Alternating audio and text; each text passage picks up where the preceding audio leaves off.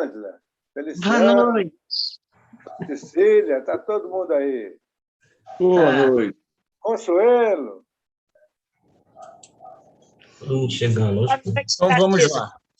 Então vamos fazer nossa prece inicial, agradecendo a Deus a oportunidade de mais um dia de vida, que nossas reflexões, ó Pai, possam nos auxiliar no nosso processo evolutivo. Suplicamos que as tuas vibrações fraternais nos amparem, nos inspirem, estejam conosco, nos envolvendo nas mais doces e puras vibrações. Permita, ó Pai, que as forças do bem, as energias do mais puro amor, envolvam a todos, Senhor, que estão conosco no Zoom, que estão conosco no Face, que estão conosco no YouTube, envolvendo a todos nós, Senhor, numa corrente de amizade e fraternidade, abrindo nossas mentes para a sabedoria divina. Fica conosco, hoje, agora e sempre. Que assim seja. Graças a Deus.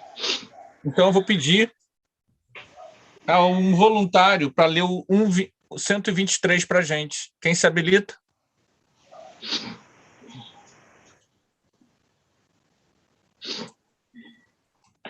Vou ler. 123. Por que Deus permitiu que os espíritos pudessem seguir o caminho do mal?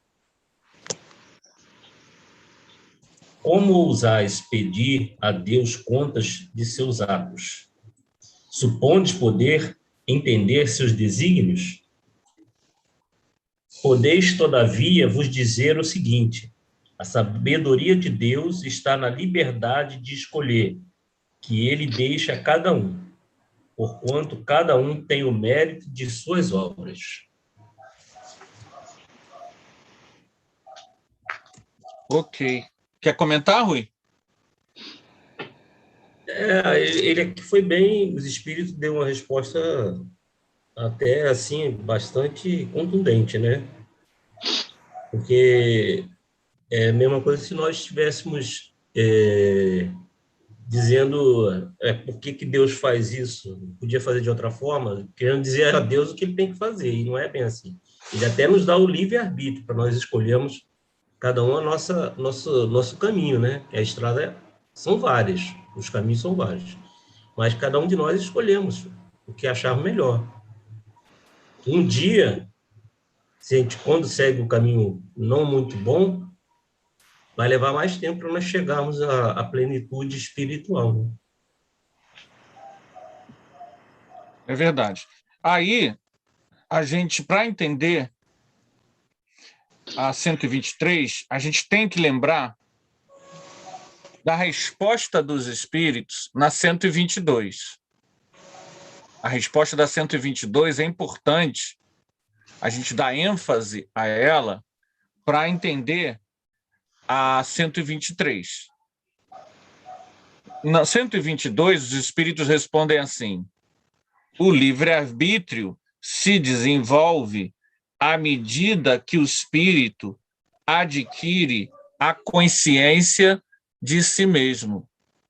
Então, esse sentido de gradação é importantíssimo para a gente entender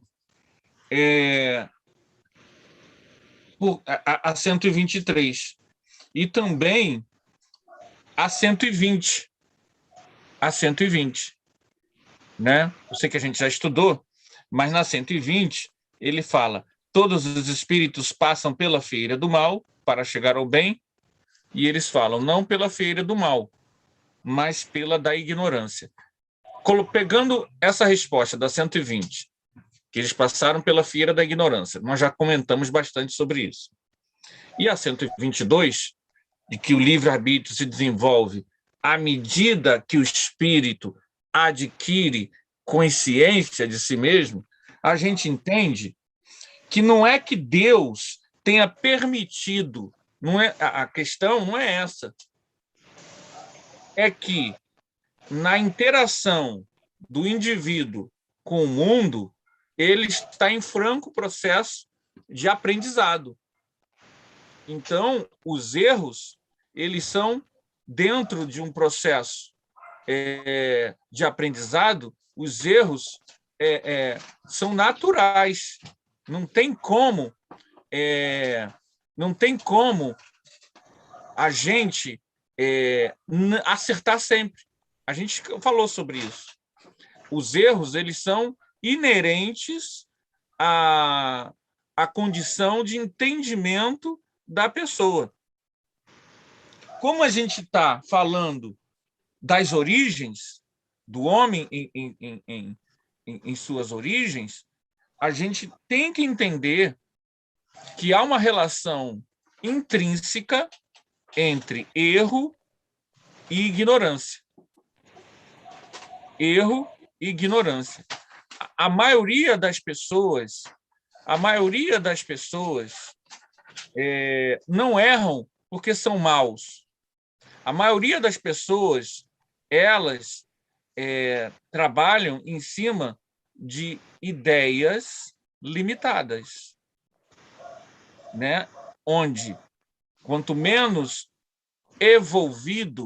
desenvolvido é o indivíduo, mais a força do instinto e da sobrevivência, do instinto de sobrevivência, vai presidir as suas ações. Vai ser gradualmente nessa relação de ampliação da inteligência, ampliação do entendimento do mundo e a lei de ação e reação dando retorno em cima da pessoa. Então, isso é um processo muito lento. É que o indivíduo vai sedimentando um conceito de moral, uma moral local daquele povo. A moral, ela é diferente da ética, porque a moral ela está ligada à conduta de um certo momento, de uma certa cultura, de uma certa realidade. E ela se modifica com a cultura, com os valores. A ética é uma reflexão sobre a moral, né? A ética ela vai mais a fundo. A ética sempre procura olhar todas as morais que existem, os discursos morais que existem ao longo do tempo. E o espírito que constrói isso. Então, o certo e o errado, para um homem de 40 mil anos atrás, é diferente do nosso. Então, por isso que eles dizem no item 120, não pela fieira do mal, mas pela fieira da ignorância. A gente, por exemplo, até hoje pena numa sociedade machista. Nós estamos mergulhados, nascemos com valores machistas, e por mais que a gente já tenha o entendimento de que todos os seres humanos são espíritos, no dia a dia, no trivial, no lidar com as pessoas, a gente ainda não consegue ter uma visão, uma interação ética, amorosa, que quebre as barreiras do diferente. Mas, teoricamente, a gente, como espírita, sabe, todos os seres humanos são espíritos. Mas, mesmo assim, a cultura brasileira, latino-americana, machista, tem um peso na nossa personalidade. Então, muitas vezes, você tem posturas, olhares, percepções machistas, não porque você é mau, é porque isso ainda é um peso, é uma influência da matéria sobre o espírito, sobre o qual o espírito não amadureceu emocionalmente e espiritualmente para superar.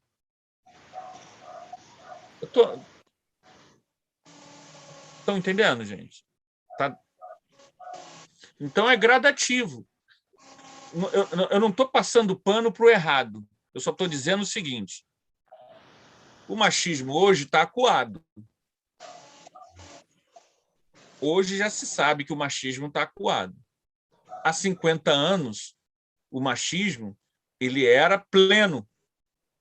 Em 50 anos, a sociedade mudou. Mas não quer dizer que todas as pessoas mudaram. Algumas pessoas entendem que todos os seres humanos são gente. Então, eu não tenho que ter machismo. A doutrina espírita ensina isso. Mas se eu não refletir isso, se eu não pensar isso, caramba, eu sou um espírito imortal, já fui homem, já fui mulher, já fui homem, já fui hétero, já fui negro, já fui branco. Se eu não pensar sobre isso, o peso da cultura é avassalador. E eu deixo que a matéria predomine nos meus achismos.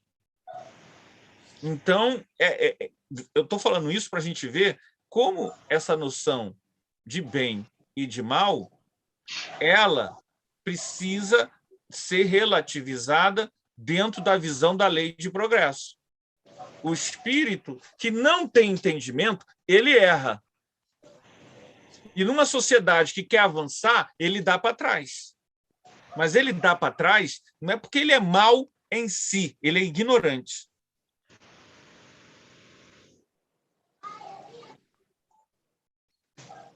Então, eu pode falar. acredito, Anderson, que partindo da compreensão de que Deus não criou o mal, e que todos os erros são consequências dos aprendizados do ser humano, né, do homem, ele precisa errar para que ele possa compreender o que é o certo e o que é o errado.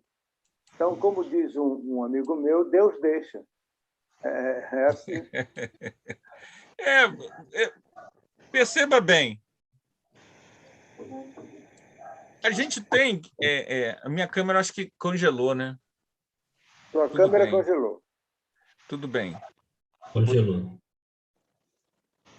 Não tem problema. Eu vou tentar trocar a câmera aqui. Ok. A gente é isso. Só que perceba bem. Há 5.000 anos atrás, lá, quando os dórios invadiram a península grega, há 1.300 anos atrás, na busca de locais melhores para sobreviver, e ocuparam aquela região, os dórios e os aqueus, as pessoas não faziam aquilo porque elas eram mais. Elas não ocupavam espaço porque elas eram mais. O instinto de sobrevivência sempre foi mais forte. E o indivíduo, e isso é importante que a gente entenda, quando olha para o homem antigo, ele sempre teve dificuldade de reconhecer qualquer um que não seja do seu clã, da sua tribo, do seu povo, como igual. É uma incapacidade moral, evolutiva. A gente não tinha remédio, não tinha farmácia, não tinha telefone, não tinha comida farta.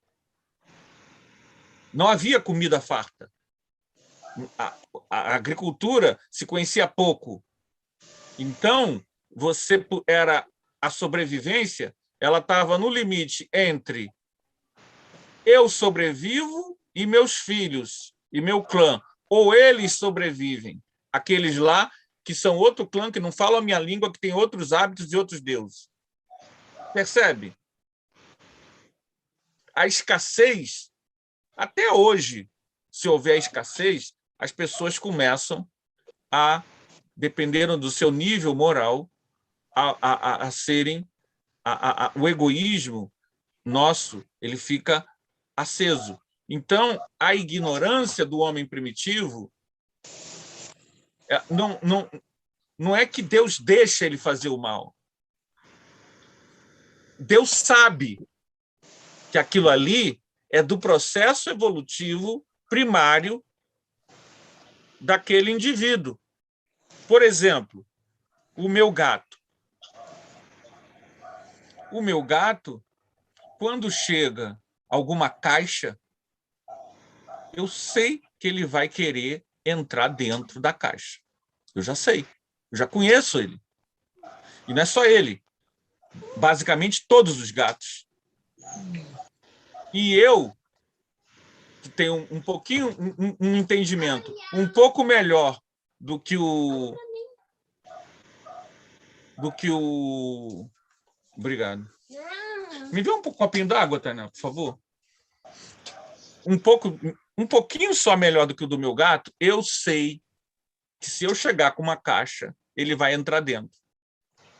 E eu entendo que ele está dentro de um processo evolutivo em que aquilo ali ainda é uma necessidade, é inerente. Não adianta eu brigar com ele. Estão entendendo a comparação, gente? Deus age da mesma forma. Quando a gente começa a falar de evolução, e é importante que a gente entenda isso, a gente está falando dentro da visão de evolução. Quando a gente começa a falar de evolução, a gente precisa entender que certas ações estão dentro daquele entendimento. E muito lentamente é que as pessoas mudam. Então, quando você olha para o homem que comete equívocos, a gente tem que entender isso um pouquinho. Vamos para o item 124, que ele é bem mais complicado. Obrigado, minha filha. Olha o exemplo aqui do enxerido. Ele quer participar do estudo, né? Como é que eu vou fazer ele entender que o estudo não é para ele? Ele não vai participar, mas ele está aqui, grudado. É verdade. Fazer o quê? Eu acho, Anderson, que isso tudo que você falou aí é importantíssimo, e principalmente no sentido de que aqueles que ainda não compreendem a imortalidade da alma, a pré-existência do espírito, ele ainda não tem entendimento para entender tudo isso que você está falando aí. Porque nós somos espíritas, já temos um pouquinho de conhecimento e já temos essa compreensão de que precisamos mudar, né, para termos uma visão mais coletiva, mais adequada a um mundo onde nós possamos olhar para o outro como nós mesmos. E a maioria da humanidade ainda não tem essa compreensão da vida espiritual, né? Eu acho que é mais ou menos nesse entendimento. Aí Kardec faz uma pergunta, que é a 124. Uma vez que há espírito que desde o princípio segue um caminho do bem absoluto e outros do mal absoluto, haverá talvez gradações entre esses dois extremos? Sim, certamente, e constitui a grande maioria. Bom, essa noção de bem absoluto é uma questão filosófica. Há escolas filosóficas que realmente acreditam no caminho em linha reta.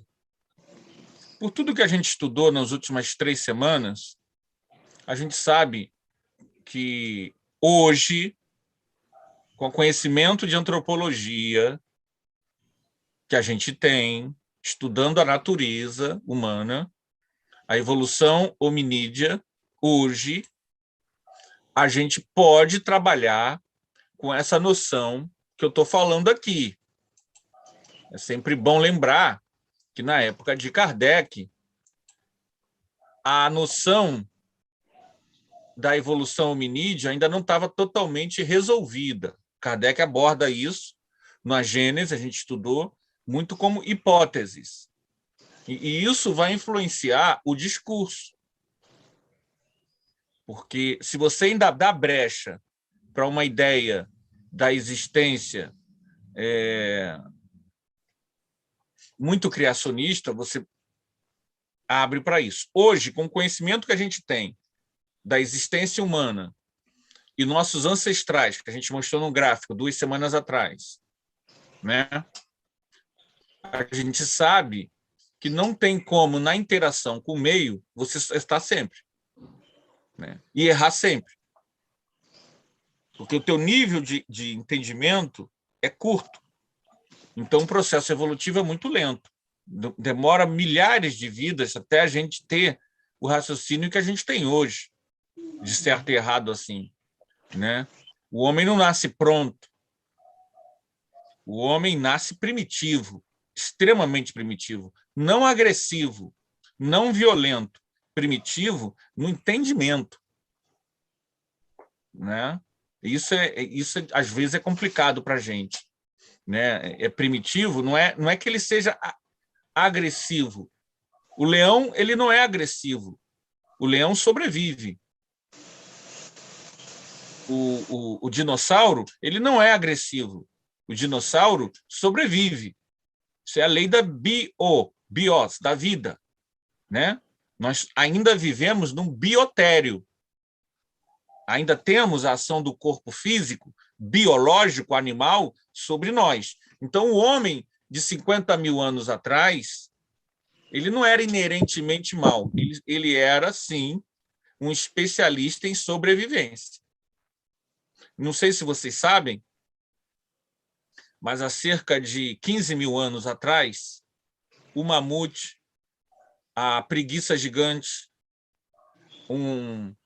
vários animais que eram imensos, ursos imensos, preguiça gigante, mamute, leões da caverna, tigres dentro de sabre, alces imensos, todos se extinguiram. E ao que tudo indica, quem levou à extinção foi o homem. Porque esses animais muito grandes, o ciclo gestacional é muito lento. Então, se você começa a caçar, então a hipótese hoje é de que a extinção tenha sido feita pelo homem primitivo. Então, a maioria dos animais, desses grandes animais que tinham no museu que pegou fogo, né?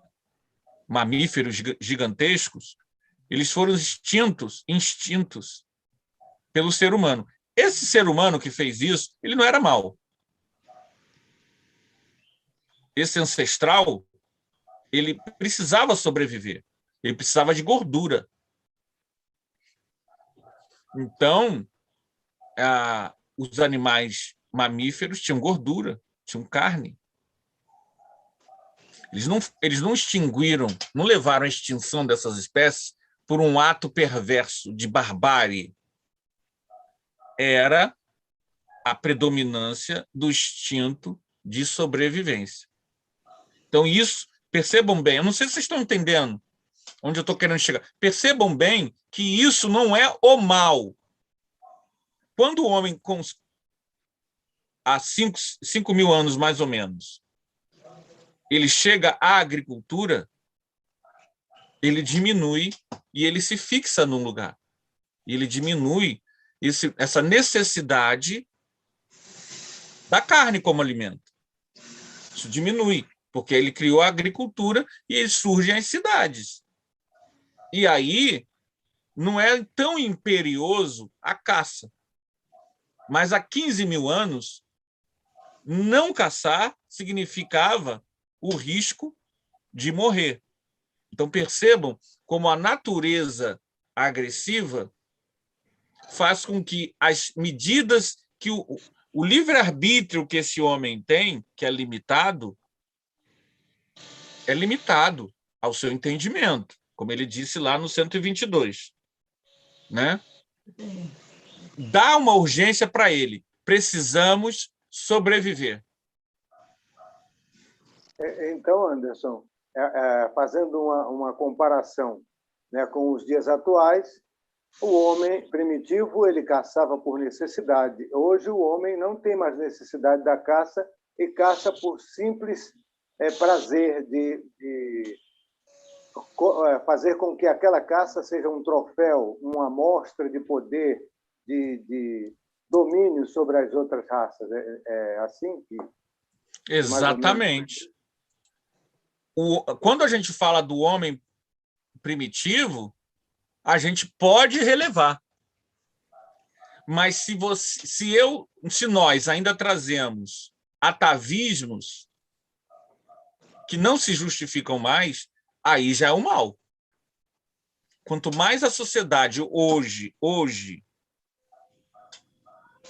tende a manter um instinto de sobrevivência, um egoísmo acima de tudo e acima de todos, aí você tem o mal. Isso não é de hoje. Oi, pode falar, Rosângela. É igual as queimadas, né? Que estão fazendo, né? Que fazem, estão destruindo, né? Isso aí é maldade, gente. Aí já não é mais que não tem entendimento. Ele sabe. Exatamente. Já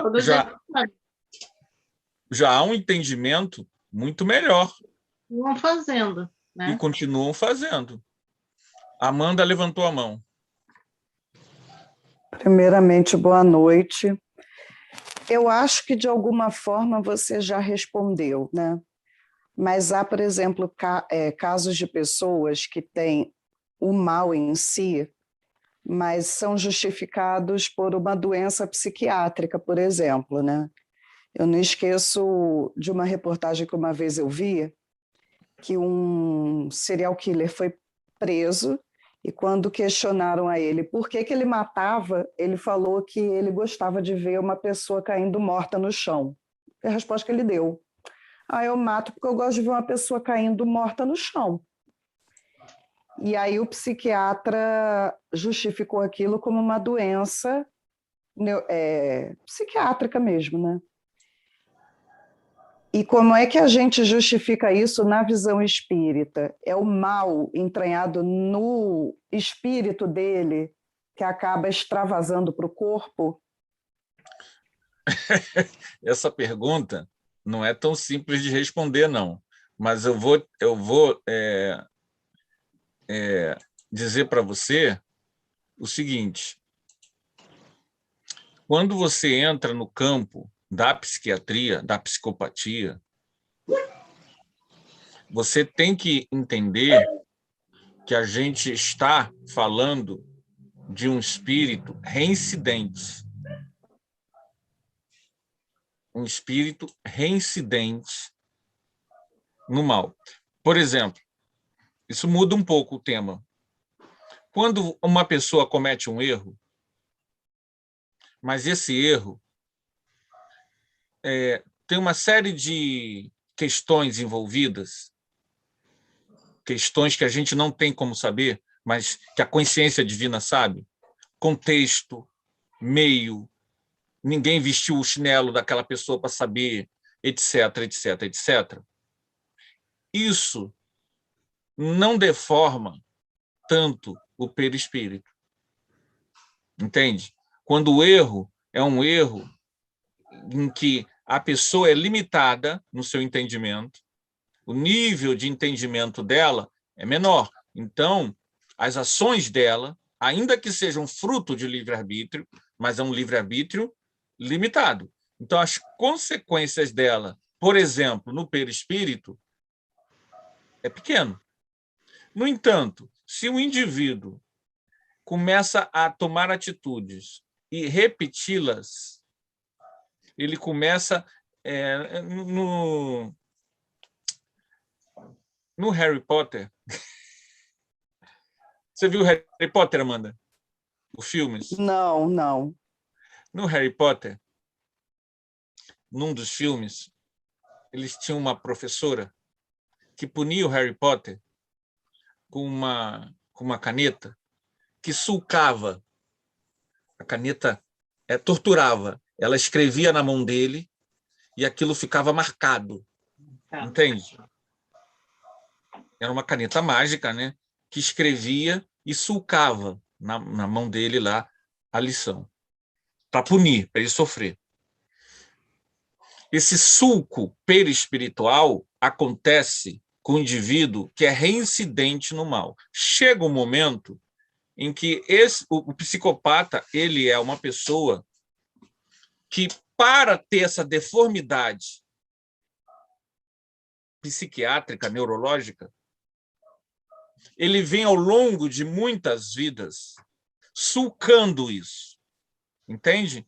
Ele está cometendo erros reincidentes, até que chega um momento que, quando na próxima encarnação ele vem, o seu cérebro está condicionado, está sulcado, está deformado, porque o seu perispírito já há muito tempo está reincidente no mal. Então, o processo do psicopata é uma reincidência no mal ao longo de muitas vidas, que eclode em problemas psiquiátricos, né?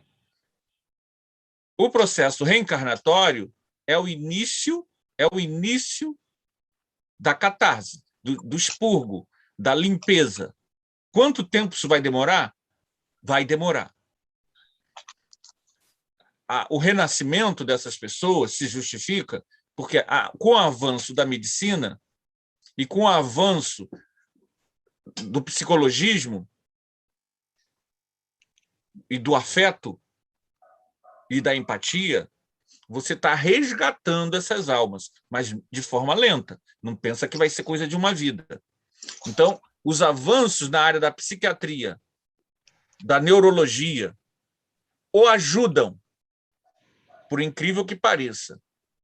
Mas não quer dizer que ele queira ser ajudado, que ele tenha condições disso. Mas no mundo espiritual, no nível vibratório em que ele se encontra, normalmente, é impossível a ajuda. Então, essa pessoa ela renasce com esses problemas, sim, com essas tendências, sim, esperando que as sociedades avancem para socorrer essas almas. Então, os avanços da psicologia, da psiquiatria e da neurologia ajudam esse indivíduo espiritualmente, em 1, 2, 3 vidas, expurgar todo esse fel de equívocos que ele foi sulcando ao longo de muitas vidas. Então, o indivíduo, quando nasce com o processo da psicopatia, ele demonstra que, ao longo de muitas vidas, ele caminhou usando do livre-arbítrio no mal. E aquilo é o início de um processo de purgação. Não sei se deu para entender, Amanda? Eu achei legal a sua explicação, mas eu queria fazer, em cima disso, uma outra pergunta que é um pouco complicada. Por exemplo, esse indivíduo ele vem com essas anomalias, né, e comete crimes, né, e, às vezes numa sequência, como a Amanda mesmo disse. Ele não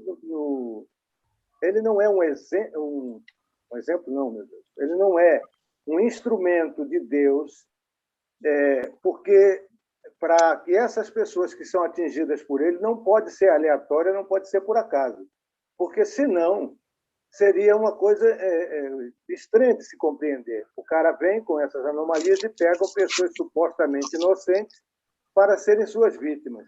Não há um conjunto de como é que se diz, de reformas, de transformações aí, juntando as vítimas com o seu psiquismo de cometer esses atos criminosos?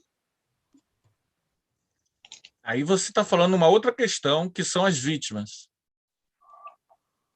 Sim, tanto das vítimas quanto dele. Por exemplo, ele vem com essas anomalias que ele já faz há várias vidas. Não, rapidinho. Sim. Só explicando. No caso do psicopata, ele já tem um cérebro complicado. O cérebro dele já está afetado. Entende? Então, no caso do psicopata, há uma insensibilidade que eu não sou da área, tá? Não posso falar sem ler, só posso falar lendo, né? Mas, digamos assim, há uma insensibilidade que é física. É algo... o cérebro dele é diferente. E isso já teve... Se você já fizeram exames do cérebro. O cérebro dele já está deformado. E é justamente isso que eu estou falando. Essa deformação é devido à deformação da paragenética, a genética perispiritual, que ao longo de muitas vidas, no passado, não agora. Agora, ele é do jeito que é, devido ao que ele fez. Porque, veja bem, nem todo psicopata é assassino. Muitas pessoas são psicopatas, mas conseguem se conter com remédio, são agressivas, mas elas não chegam ao extremo dos filmes. Ok? Então, a gente precisa entender isso, né? Nem todo psicopata, ele muitas vezes, o psicopata, ele é um sociopata. Ele é uma pessoa que você não vê, ele ri, ele chora, mas ele faz isso, ele manipula, ele consegue poder, ele consegue ser dono de uma empresa, ele consegue ascender, porque ele não tem, ele é amoral, ele não tem o senso, e o cérebro dele traz esse processo. Por isso que nem sempre o psicopata é fácil de ver, não, tá? A gente vê no filme, beleza. A gente vê a atrocidade, que é o caso extremo, ok. Mas boa parte dos psicopatas, eles não são percebidos. Então, vamos tomar cuidado. Hoje, digamos, esse cara que faz o mal, que é psicopata, hoje, ele tem um cérebro complicado. Então, você precisa dar um desconto, porque ele não tem totalmente o livre-arbítrio, porque se o cérebro dele está danificado, mas está danificado devido à reincidência no mal e ao assédio, a obsessão e a manipulação obsessiva a qual ele se presta por afinidade. O campo das vítimas, as pessoas que lhe são atingidas, é outra coisa. Aí é um problema da pessoa, porque no processo kármico desta pessoa, isso lhe aconteceu. Isso daí é outra coisa. Não justifica o mal. Não podemos nunca justificar o mal. Ninguém precisa sofrer pela mão de outro. A lei se encarrega disso, sem que haja justiceiros. Mas o fato é que hoje, nesse momento,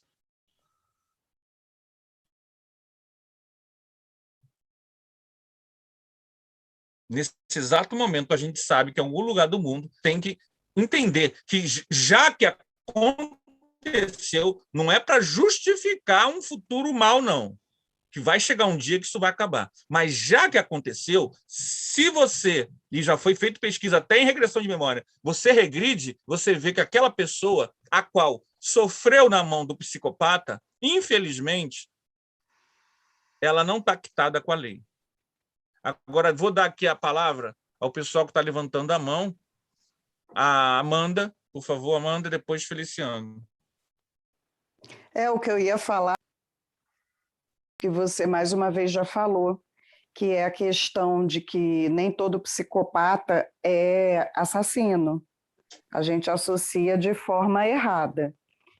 Então, provavelmente, aí eu já vou teorizar e você pode fazer as correções. Provavelmente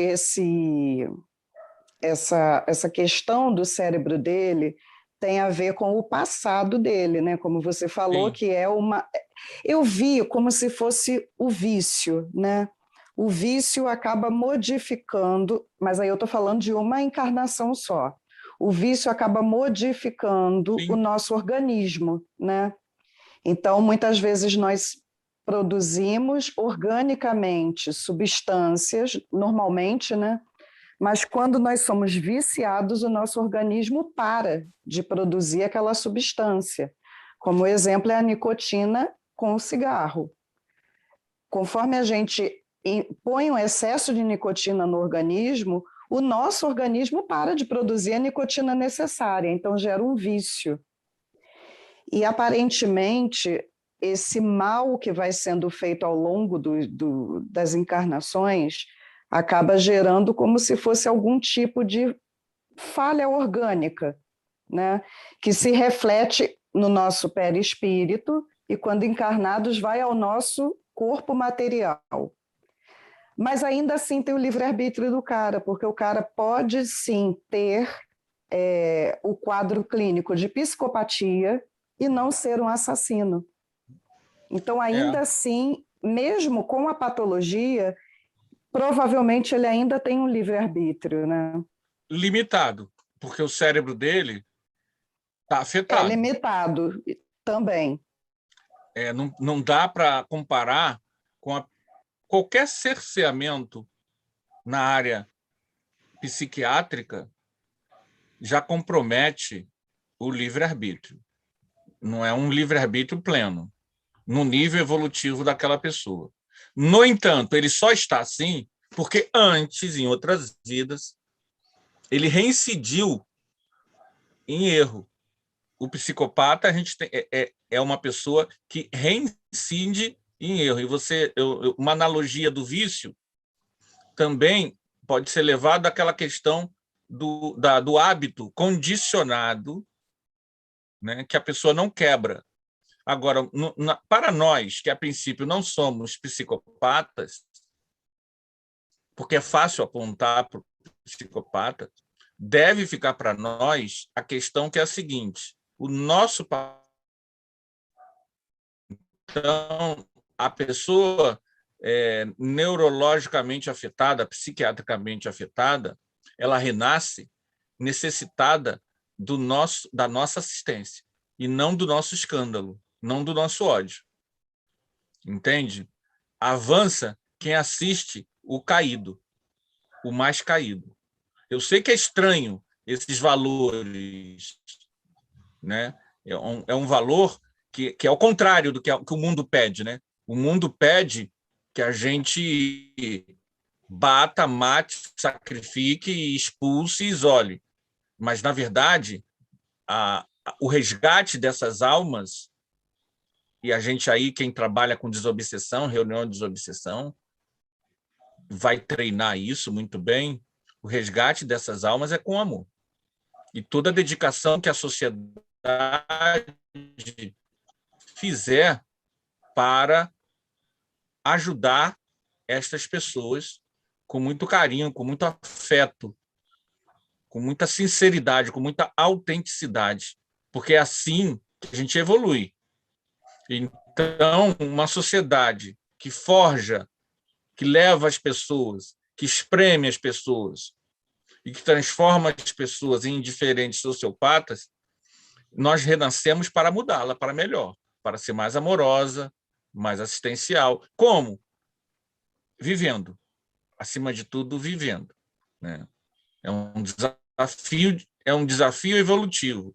O mal está aí, ok. O nosso papel é trazer para este mundo físico os valores do mundo maior. Intrafisicalizar os valores do amor maior. Então, a gente sai das colônias de luz e renasce na Terra porque fomos chamados, como diz a música da Marielza, somos chamados não para dar o testemunho do apedrejamento ao que cai, mas somos chamados para fazer a regeneração nossa através do serviço ao caído. É assim que a gente cresce. E aí a gente limpa a nossa barra, ajudando o mais caído e não condenando ele, pisando na cabeça dele. É um processo que é impressionante. Deixa eu dar a palavra ao Feliciano. Já está com a mão ali levantada, está cansado, coitado. Ô, Anderson, Aproveitando o questionamento do Tarcísio e da Amanda, eu gostaria de saber o seguinte: a sociedade ou o ambiente pode interferir na formação do comportamento do indivíduo? Eu pergunto no caso de pessoas que nascem em comunidades e se transformam em bandidos e provocam o mal, no caso.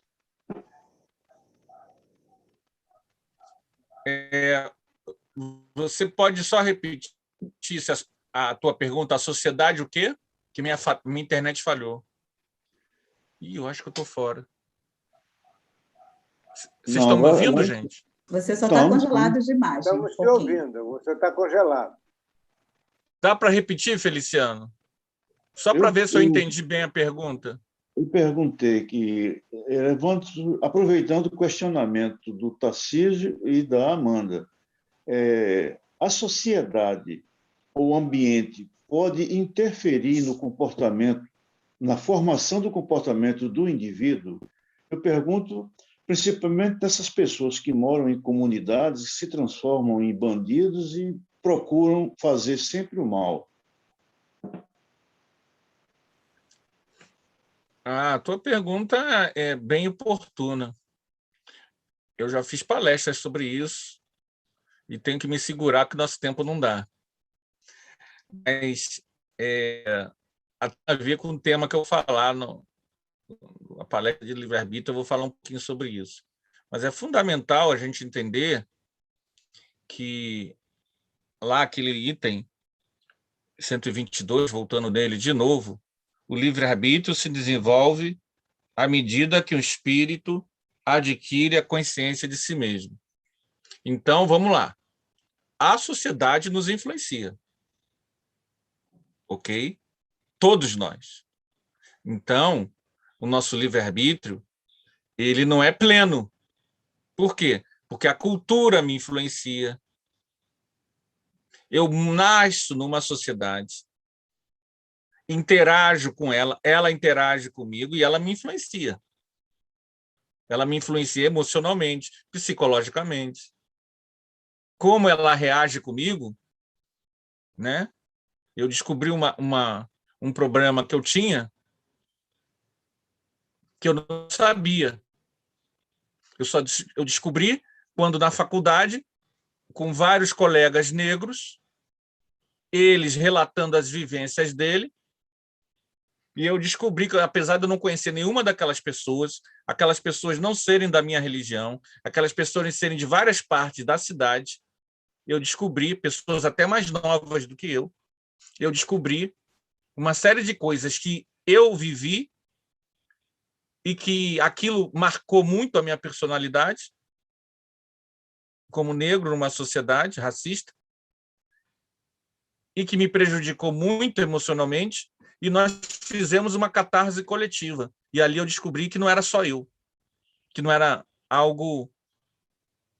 Eu estou me dando esse exemplo para dizer o seguinte: como isso afetou uma série de decisões posteriores da minha vida.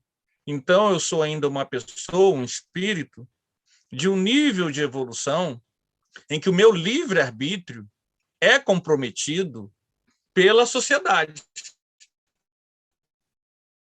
Então, eu não preciso nem falar da pessoa que nasce num local assim ou assado e que age assim ou assado. Eu, fazendo o meu processo de autoconhecimento, eu percebo como a sociedade ainda me influencia nas minhas decisões.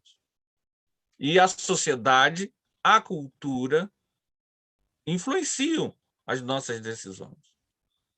E aí, na questão do mal, eu lembro de uma experiência que eu já contei várias vezes, onde a filha de uma trabalhadora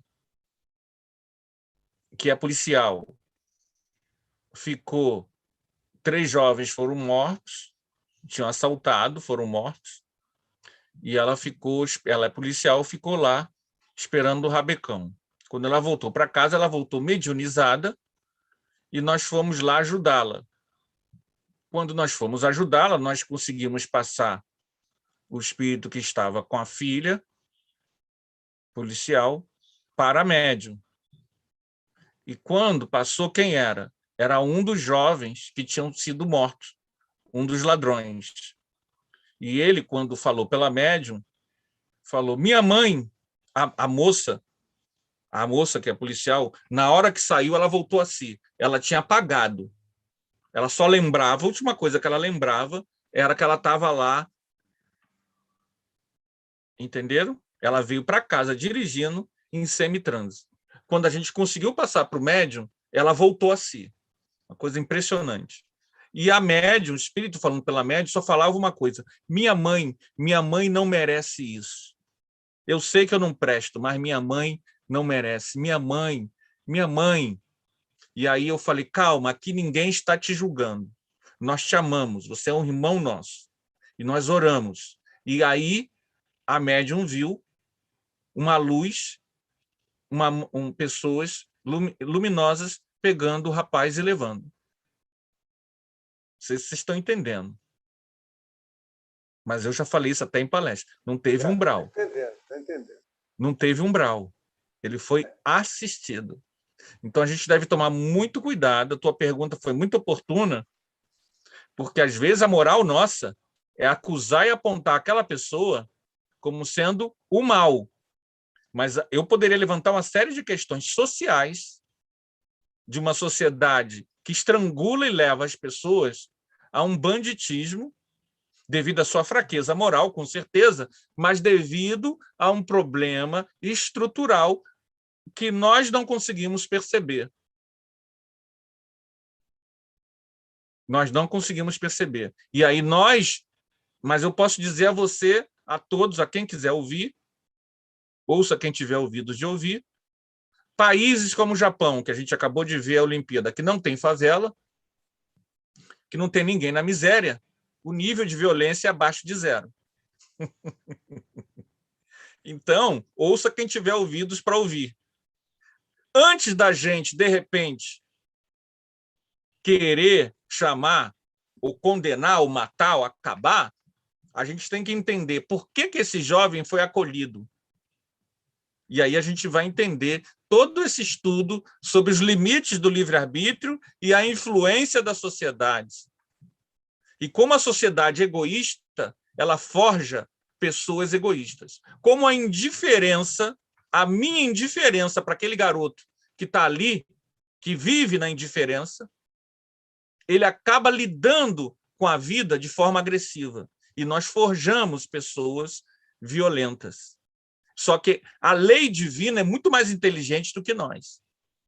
A lei divina não tem nada a ver com a condenação que a gente se acostumou a fazer dos outros. Esse vai para o umbral, esse vai para o inferno. A lei divina é amor. Então, ela entende o contexto socioeconômico e dá os devidos descontos. Os devidos descontos. Não sou eu que dou. Quem dá é Deus e a consciência de cada um. Nós, muitas vezes, temos que entender isso. Essa vivência, eu falo sempre porque ela é muito profunda filosoficamente. Ela é muito profunda. E nos dá a chance de entender como a gente deve tomar cuidado em rotular o mal. Mais responsabilidade tem quem chama para si responsabilidades coletivas do que aquele que é atingido pelo egoísmo da coletividade. Não sei se vocês estão entendendo.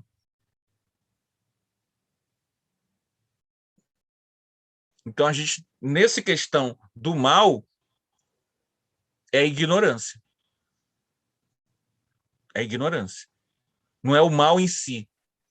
É uma reação à indiferença social a certos segmentos. Vai arcar com algum... Claro que vai arcar. Isso não tem problema. Isso não tenha dúvida que vai arcar com isso. Porque o processo de interação do livre-arbítrio, mesmo que haja a influência da sociedade, é importante para o crescimento do indivíduo. Então, ele vai ter que arcar com as consequências. mas dentro de um limite que não é o nosso. A gente já quer condenar nas furnas das trevas do umbral do inferno, mas não é bem assim. Calma. Ô, Anderson, Calma. Anderson, Sim. eu posso contar um caso que aconteceu aqui no meu portão. Os meninos ficam sempre sentados aqui, né? Isso faz tempo, foi assim que inaugurou a delegacia. Aí subiu uma viatura, estavam uns 4 meninos, todos estudantes, estavam fora do horário da escola, estavam sentados conversando. A viatura parou, a viatura tinha 3, eram brancos, e tinha um escurinho, né? Eles saltaram, pegaram o escurinho pelo braço e levaram para o outro lado da rua. Eu peguei e fui atrás. Aí eu estou escutando o cara falar, cadê o bagulho? Cadê o bagulho? Me mostra o bagulho aí. Mostra o bagulho. Aí eu cruzei meus braços, né? Cruzei os braços. Mostra aí, rapaz. Mostra aí, eu sei que tu tá com bagulho. Eu falei, vem cá. Que bagulho que você está procurando? Ah, senhora, não se envolve. Não, me envolvo sim. Porque tem 3 brancos ali. Por que você só pegou o pretinho e levou e está acuando ele aí? Você está ameaçando ele. Você sabe que você pode levar um processo por causa disso. A senhora é autoridade? Eu falei, sou autoridade. São sim. cenas do nosso... É. Eu falei, não pode fazer, isso é arbitrariedade. São cenas do nosso cotidiano, né? Aí o outro já ficou, deixa para lá, dona aí, não sei o quê. Aí largaram. Agora tu vê, eu vi perfeitamente por que ele pegou só o escurinho, por que não fez com os outros? E, coitado, o menino é um garoto estudioso, estuda, ele não tem nada, não faz nada demais, ele só estuda. Eu conheço mãe, conheço pai, é o que eu falei, eu conheço a mãe, conheço o pai, ele é um estudante, ele saiu da escola, ele está agora aqui conversando com os amigos, eles não estão fazendo nada demais. Ah, tem que revistar. Não vai revistar ele, não. Olha, eu briguei com a polícia. Você vê o seguinte, que a ação da sociedade, ela pode, não estou dizendo que é o caso aí, tá? Mas a virulência da sociedade acaba estimulando a virulência. Então, a influência da sociedade no espírito, no nosso nível evolutivo, ainda é grande. Cabe a nós, né, dentro dos valores que a gente já possui da doutrina, vibrar com valores imortais do amor, da fraternidade, né? Porque, na verdade, é uma guerra de vibrações, né? Então, a gente precisa realmente, né, fazer, enquanto estamos aqui encarnados, né, a nossa parte em termos de ação, pensamento e sentimento, vibrando os valores que a gente já conhece com a doutrina espírita. Eu vou dar a palavra ao Rui, gente, e nosso tempo já está esgotado. Eu vou dar a palavra ao Rui e a gente encerra. Né? O orador já está até aí presente, comportem-se. Nós paramos Pode falar, Rui. Nós paramos da 24, né, Anderson? Isso, 124. 124, não é isso? Você falou da misericórdia divina, né, para com essas pessoas, não é isso? E agora acabou falando sobre essa parte, né, que há vibrações que influenciam, né, essas vibrações, principalmente da sociedade. Nós, nesse exato momento que nós estamos passando por todas essas turbulências, vamos dizer assim, foi mais do que aberta uma porta para dar chance, através dessa misericórdia divina, a vários espíritos, tá? Aqueles espíritos bem truculentos, que ainda são bastante...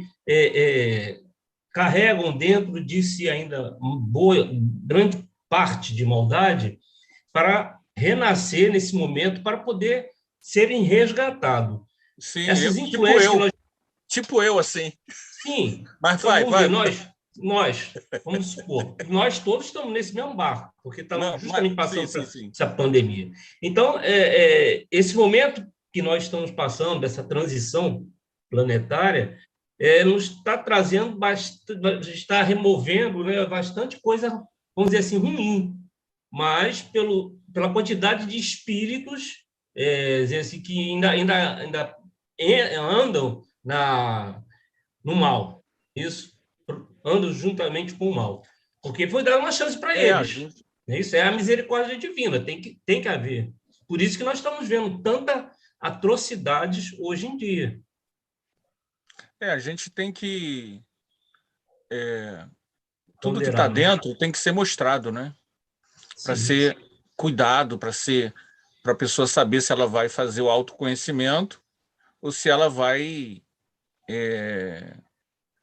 escolher, né, continuar dentro desse processo de barbárie. Mas a gente não tem como saber o de cada um, né? Cada um de nós tem que olhar a sua barbárie, né? E tentar, dentro de si,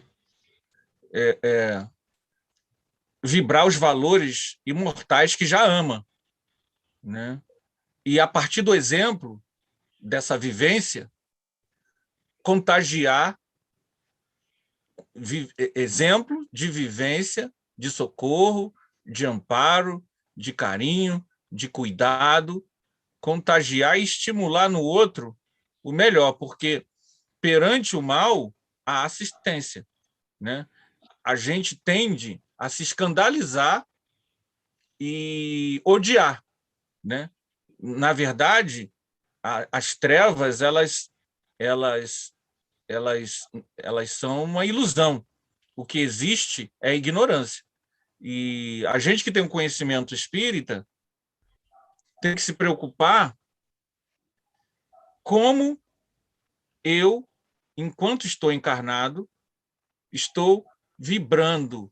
Jesus fala do sal da terra, né? Que o sal tem que salgar para ter sua utilidade, né? Vós sois a luz do mundo, vós sois o sal da terra. Porque só eu ficar indignado com o mal não resolve. Eu preciso também vibrar e trazer no dia a dia da minha vida esses valores, porque, no meu caso, que eu sei um pouco, apontar o dedo e julgar, eu já faço há muitos séculos. O meu problema hoje é como é que eu vou fazer a dieta franciscana, a dieta socorrista, a dieta amorosa. Para mim ainda é difícil, né? Esse senso de justiça é muito arraigado. A gente tem que colocar o amor para a gente poder não cair nessa armadilha de novo, né? Do justiceiro, né? Do eu estou certo, ele está errado, morte a ele, qualquer coisa assim, né? Mas, gente, nosso tempo acabou, desculpa, 5 minutos a mais, o tema é bem interessante, né? A gente fica nele semana que vem, tá bom? Item 124 do Livro dos Espíritos, tá? Leiam tudo, cheguem aqui, falem mesmo, quanto mais vocês falarem, melhor. Mas a gente tem que encerrar aqui, porque o nosso tempo está estouradão. Tá bom, gente? Vamos fazer a nossa prece final e passamos a bola para a Jaqueline e para a Luísa para a nossa palestra do dia. Então, vamos fazer a nossa prece final, agradecendo a Deus, a Jesus, a Allan Kardec, por esse conhecimento espiritual, que sem ele não poderíamos estar fazendo essas reflexões tão profundas e tão necessárias às nossas vidas. Então, agradecemos a Allan Kardec, a Jesus, a pleiade de espíritos que trouxeram esses conhecimentos espirituais profundos para nós, espíritos endividados sem méritos. E é com pleito de gratidão que queremos agradecer. Onde quer que esteja, Allan Kardec receba o nosso carinho, a nossa vibração de amor e de respeito. Jesus, bom e amado Mestre, abençoa-nos, Senhor. Que esses estudos nos sejam úteis, Senhor, a nossas vidas, que assim seja. Gente, então ficamos por aqui. Seja, graças Nós vamos...